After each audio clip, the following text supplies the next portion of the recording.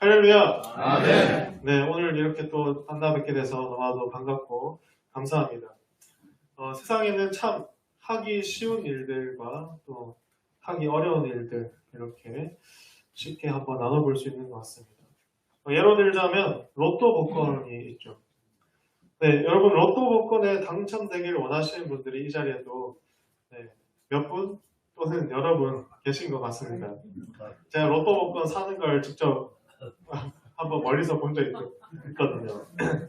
네. 근데 로또 복권에 만약에 당첨이 됐다고 합시다. 그러면은 그 당첨된 돈을 쓰기가 쉽습니까? 어렵습니까? 네, 굉장히 쉽습니다. 사실 당첨이 된다면 빛의 속도로 그 돈이 사라질 것입니다. 그렇다면 로또 1등 당첨금만큼의 돈을 평생 동안 모아온 사람이라면 그 돈을 쓰기가 쉬울까요? 어려울까요? 네, 굉장히 어렵습니다. 쉽게 얻은 것은 쉽게 쓸 수 있고 또 어렵게 얻은 것은 어렵게 쓸 수밖에 없는 것이죠. 그렇다면 담배 피는 것이 쉽습니까? 어렵습니까? 쉬워요. 담배 피는 것도 불 붙이고 입에 물기만 하면 피는 거니까 아주 쉬운 거죠. 그러면 담배 끊기는 쉽습니까? 어렵습니까? 어렵습니다. 담배 끊기는 참 어렵습니다. 안 좋은 것은 하기가 매우 쉽고 또 떨쳐내기는 또 매우 무진장 어렵습니다. 로또 복권으로 얻은 돈도 쓰기는 쉽지만 그렇게 써버린 돈을 복구하기는 굉장히 어려운 것이죠. 오늘 본문도 어쩌면 그런 내용을 담고 있습니다. 부정한 것은 매우 하기가 쉽고 또 부정한 일을 하게 되면 내가 부정해지기가 쉽고 그러나 그 부정을 떨쳐내기는 굉장히 어렵다는 것이죠. 그러나 거룩하게 되는 것은 매우 어렵고 거룩한 것에 내가 심지어 닿을지라도 거룩해지지 않는 것이죠. 이는 율법이 말해주는 바요 인간의 힘으로 해낼 수 없는 어떤 것을 이야기해 줍니다. 율법이 말하는 바 부정한 것이 되기 쉬운 것이 인간이고 또 이스라엘 민족이 이미 하나님 앞에서 부정한 사람들이 되었음을 오늘 학교에서는 이야기하고 있습니다. 그래서 이 부정한 것을 씻을 공간이 필요한데 그것이 바로 성전이었습니다. 이스라엘 민족은 바벨론과 페르시아라는 아주 거대한 맹주 국가 속에 포로가 되었습니다. 그래서 아주 오랫동안 포로 생활을 했습니다. 포로 생활을 하면서 고레스 왕이라는 왕을 만나 선처로 성전을 지을 수 있도록 허락을 받게 되었죠. 그래서 다시금 예루살렘 땅에 갔었지만 여러 가지 어려움과 방해들로 인하여서 그것을 시기하는 자들로 인하여서 성전에 터만 놓였다가 그것이 진행이 되지 않고 있는 상황이었습니다. 시간이 흘러서 학계 선지자는 이제 하나님의 명령을 듣고서 이 여호수아라는 제사장과 또 스룹바벨을 통하여서 이스라엘 민족에게 다시금 너희가 성전을 지어라 라는 명령을 대언해주고 있는 것입니다. 오늘 이 학계 선지자의 이 외침은 바로 이스라엘이 다시금 하나님이 임재하실 수 있는 그 성전을 정성껏 짓기를 다짐하고 그 성전을 통하여서 부정하였던 이스라엘이 이제 하나님께 제사드리고 정결해짐으로써 거룩한 이스라엘이 되어 다시금 하나님 앞에 바로 서기를 외치고 있는 그러한 말씀이라는 것입니다. 사랑하는 여러분, 이스라엘 백성은 그 성전이 무너져 있음에도 불구하고 또 아직 제대로 세워지지 않은 것을 목도하고 있음에도 불구하고 그들이 생계와 일상에 급급하여서 이 성전 세우기를 차일피일 마치 자기 일이 아니라 남의 일로 미루듯이 계속해서 미루고 있었다라는 것입니다. 아직 세울 때가 되지 않았다. 성전을 세우려면 얼마나 준비할 게 많은데 성전을 세우려면 얼마나 공을 들여야 되고 사람들이 필요한데 라며 미루고 있었던 것이죠. 그들 스스로가 부정하다는 생각도 하지 않고 부정한 것을 씻으려는 시도조차 하지 않고 있었던 이스라엘 민족이었습니다. 그들은 그들의 삶을 제대로 돌아보지 못하였고 그들의 삶이 얼마나 이미 퍽퍽해져 있는지도 알지 못하였습니다. 그리고 알더라도 알았다 하더라도 그 원인이 무엇인지 알지 못하는 상태에 놓여 있었다라는 것입니다. 그렇다면 오늘날 우리에게 성전은 무엇입니까? 바로 예수님의 영, 즉 성령이 거하실 처소이며 우리의 마음입니다. 우리의 마음이 곧 하나님의 영, 예수의 영이신 성령님께서 들어오실 성전이라는 것입니다. 그 말은 고린도전서 3장 16절에서 17절 말씀에 기록된 것이 잘 말해주고 있습니다. 너희는 너희가 하나님의 성전인 것과 하나님의 성령이 너희 안에 계시는 것을 알지 못하느냐? 누구든지 하나님의 성전을 더럽히면 하나님이 그 사람을 멸하시리라. 하나님의 성전은 거룩하니 너희도 그러하니라 라고 고린도전서는 말해주고 있습니다. 거룩한 것을 파괴하면 하나님께서 그 사람을 멸하시겠다고 합니다. 우리의 마음, 우리의 성전, 이것을 거룩하게 하는데 힘쓰지 않고 이것을 도리어 더러운 것으로 바꾸고 파괴시켜버리면 하나님께서는 그 사람을 멸하시겠다라고까지 이야기하고 계신 것입니다.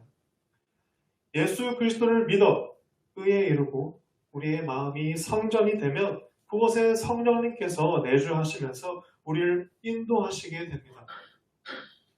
우리의 마음이 성전인데 그것을 의도적으로 더럽히고 또 부정한 것들을 가까이 함으로써 우리의 마음속의 성전을 파괴시켜버리면 하나님께서 그 사람을 멸하신다라는 아주 충격적인 말씀을 해주고 있는 것입니다. 우리가 잘 아는 이 데살로니가 전서 5장 16절에서 18절 말씀인데요. 항상 기뻐하라, 쉬지 말고 기도하라, 범사에 감사하라. 이것이 그리스도 예수 안에서 너희를 향하신 하나님의 뜻이니라 라는 말씀을 잘 알고 계시죠. 그런데 그 뒷절도 잘 알고 계시죠. 바로 성령을 소멸하지 말며 예언을 멸시하지 말고 범사에 헤아려 좋은 것을 취하고 악은 어떤 모양이라도 버리라 라는 말씀이 바로 이 말씀 뒤에 곧장 이어서 나오는 말씀입니다. 성령을 소멸하지 말며 예언을 멸시하지 말고 범사에 헤아려 좋은 것을 취하고 악은 어떤 모양이라도 버리라 라고 말입니다. 그런데 우리가 예언을 멸시하고 범사에 좋은 것보다 해악을 가까이 하기를 좋아한다면 성령은 이내 우리 마음속에서 소멸하게 될 것입니다. 성전은 파괴될 것이며 그 사람은 하나님께서 멸하실 수밖에 없는 사람이 되어버린다는 것이죠. 이렇게 성전을 잘 가꾸지 못하고 이것이 무너져 있는지도 관심이 없다면 우리는 더더욱 경계해야 합니다. 그리고 다시 회복하도록 노력해야 합니다. 세상적인 것에 혈안이 되어서 그러한 삶의 패턴이 몸에 이미 답습되어져 버려서 더 이상 의미도 찾지 못하고 기쁨도 찾지 못하는 인생이 되어버렸다면 나는 성령의 사람이 아님을 알아야 합니다. 우리를 돌아보아야 합니다. 그렇게 돌아볼 겨를이 없었다면 이제 겨를을 만드셔야 합니다. 성전을 재건하고 돌보는 일에 우리는 최선을 다해야 합니다. 그것을 하지 못하면 오늘 학계 선지자가 이스라엘 민족들에게 책망하는 것과 같이 책망받는 저와 여러분들이 되실 수밖에 없다라는 것입니다. 우리의 부정하고 거룩하지 못한 것이 예수 그리스도의 피로 날마다 은혜롭게 여겨지고 또 용서받고 회개되어질 수 있도록 우리는 이 성전이 필요합니다. 주님의 거룩한 성전이 우리의 마음속에 계속해서 파괴되지 않고 보존되기 위해서는 우리가 날마다 이 성전이 잘 있는지 돌아봐야 한다는 것입니다. 거룩한 보혈의 은혜가 날마다 기억될 이 성전이 우리에게 반드시 필요하다라는 것입니다. 그것만이 우리를 더 이상 제사 없이도 새롭게 할 수 있게 그렇습니다. 마음의 성전에서는 더 이상 제물을 바치는 제사가 필요 없습니다. 예수님께서 계신 곳이기 때문입니다. 단번에 우리의 죄를 위해서 희생 제물이 되셨고 화목 제물이 되신 예수님께서 계신 곳이기 때문에 더 이상 제사가 필요 없는 성전입니다. 우리의 마음의 성전은 그래서 중요합니다. 우리의 삶이 다시금 제자리를 찾고 하나님께서 도우시는 그러한 역사하시는 삶이 되려면 이 성전이 기필코 필요합니다. 우리 자체가 살아계신 하나님의 성전이 될 때 우리는 능치 못한 일도 행하게 되고 또 여호와의 빛에 행하는 자로 살아갈 수 있기 때문입니다. 그런데 사실 이 성전도 예수님께서 이미 세워주신 성전입니다. 예수님께서 허르시고 3일 만에 다시 세우셨기 때문입니다. 이 허르신 성전은 유형으로서 아주 부패하고 썩어 문드러진 유형으로서의 성전이었지만 다시 세우신 3일 만에 다시 세우신 이 성전은 우리의 마음에 굳건히 세우신 성전인 줄로 믿습니다. 그리고 이 성전에 성령님께서 거하심으로써 예수의 마음을 품게 하신 성전입니다. 이렇게 성전까지도 우리의 마음에 세워주셨는데 성령님께서 계시지 않는다면 그야말로 이 성전은 더러운 것이 되어버립니다. 바로 강도의 소굴이 되어버리는 것이죠. 예수님께서 그 상을 뒤엎으셨던 바로 그 강도의 소굴과 같은 성전이 되어버리는 것입니다.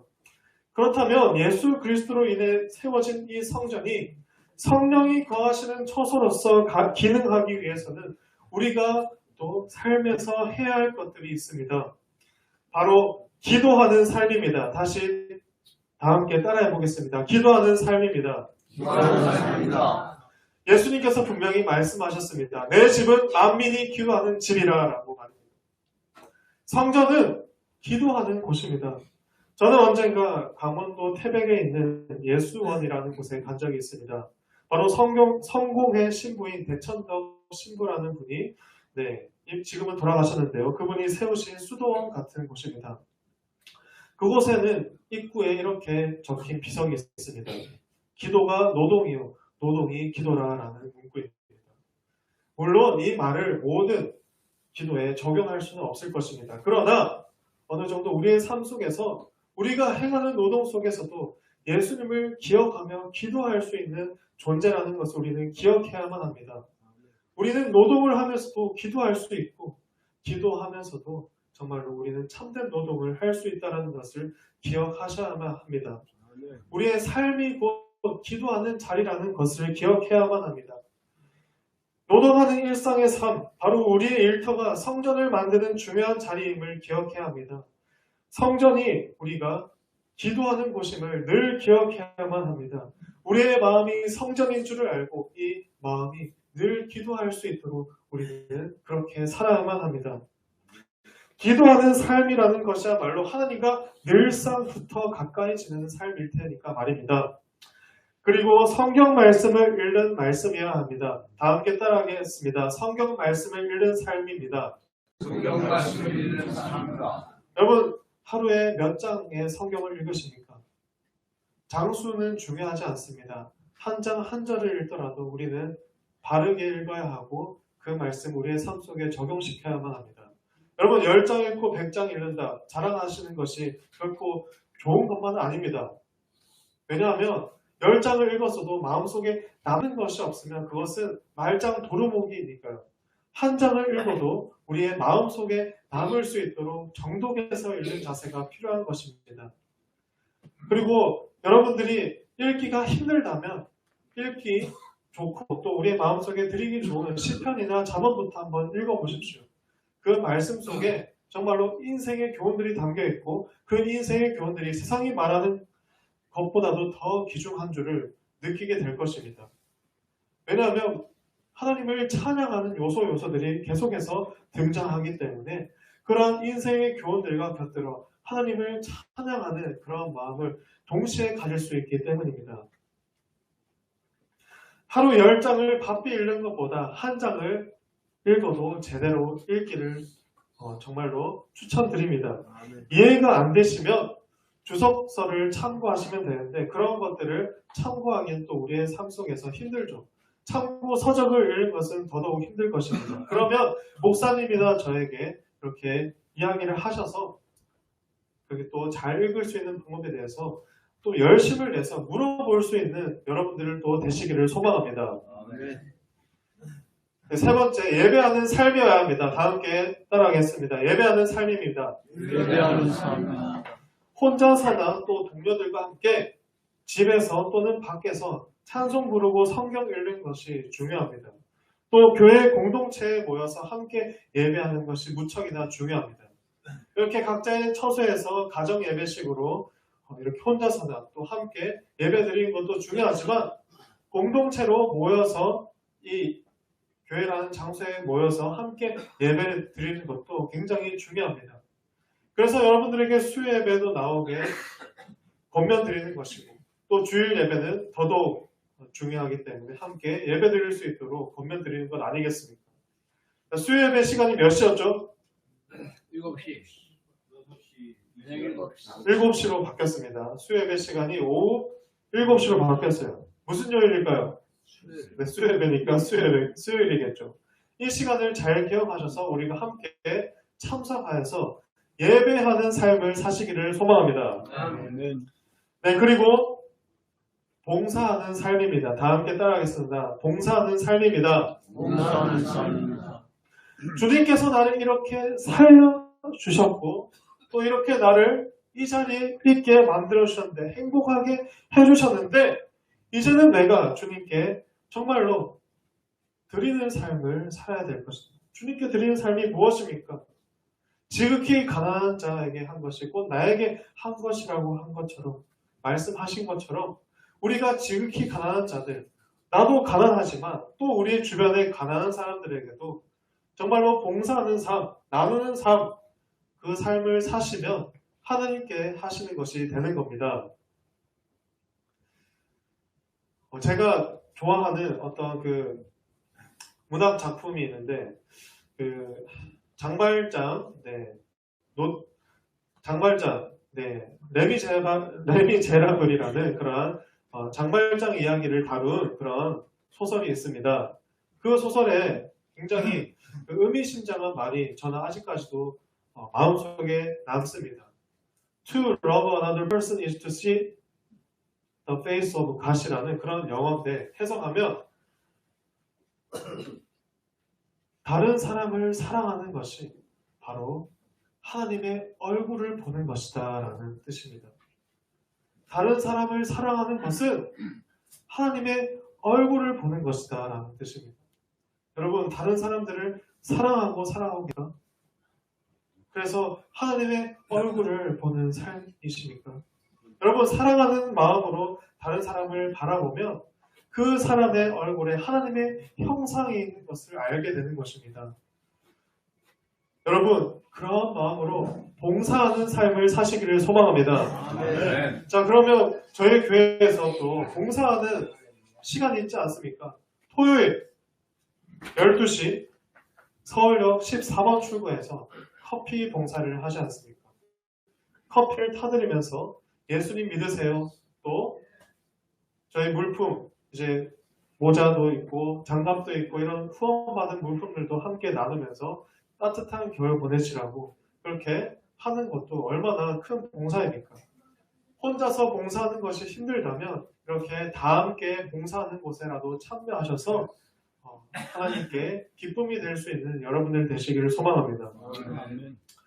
그래서 거룩한 성령님이 우리의 마음속에 늘 있으실 수 있도록 소멸하지 않으시도록 예수님께서 세우신 이 성전을 잘 관리해야 하는 것입니다.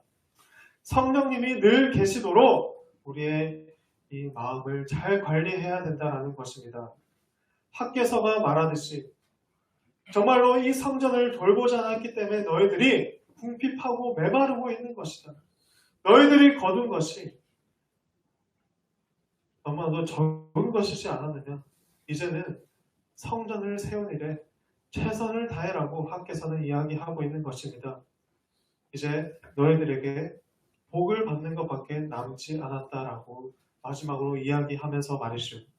사랑하는 여러분, 우리의 마음속에 성전을 다시금 세우고 예수님께서 만드신 이 성전을 다시금 세우고 보강하고 주님의 사람으로서 살아가는 노력을 끊이지 않게 하실 때 하나님께서 주신 그 복을 소유하는 여러분들이 되실 줄로 믿습니다. 아멘. 예수님께서 이미 이루신 그 구원을 우리가 날마다 두렵고 떨리는 마음으로 우리의 삶 속에 성취해 나갈 때 여러분들에게 그 복이 임하실 줄로 믿습니다. 우리의 힘으로 할 수 없는 것들을 인정하며 하나님 앞에 늘상 기도하는 삶, 예배하는 삶, 봉사하는 삶, 그리고 주님 앞에 말씀을 읽는 삶이 되시기를 소망합니다. 잘 하실 수 있죠? 네, 2020년도에는 더욱더 신앙의 발전이 있으시기를 소망합니다. 성령님께서 우리와 함께 하실 것입니다. 임마누엘 하나님께서 우리와 함께 하십니다. 네, 기도하겠습니다.